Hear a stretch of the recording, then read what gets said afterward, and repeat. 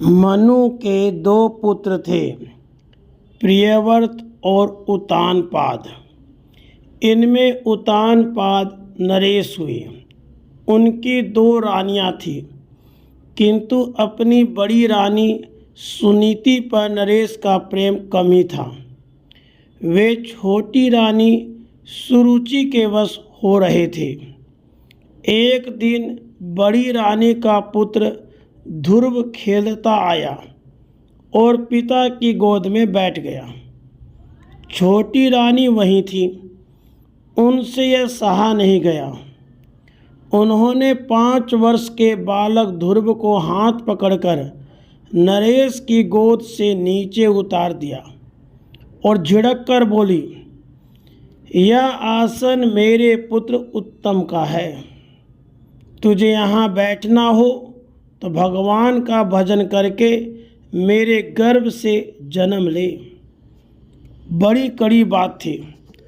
नन्हे बालक को कहा जा रहा था, पिता की गोद या सिंहासन पर बैठने के लिए मरना होगा और फिर विमाता के गर्भ से उत्पन्न होना होगा। पिता ने भी बालक के अपमान को रोका नहीं। ध्रुव अंततः सम्राट का कुमार था। अपमान से क्षुब्ध रोता हुआ चल पड़ा वहाँ से।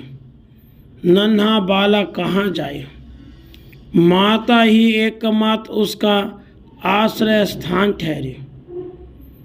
पति प्रेम वंचिता रानी सुनीति ने हृदय पे पत्थर रखकर सब सुना।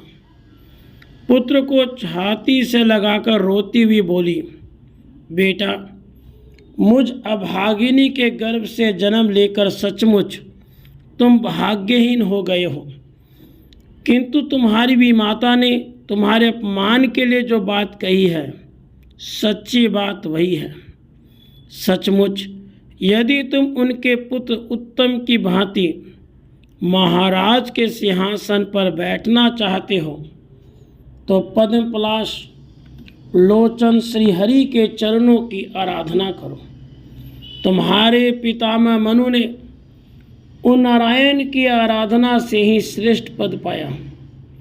भगवान ब्रह्मा श्रीहरि की कृपा से ही ब्रह्मत्व को भूषित करते हैं। समस्त लौकिक पारलौकिक सुखों की प्राप्ति का साधन भगवत भक्ति है। बालक ध्रुव को जैसे मार्ग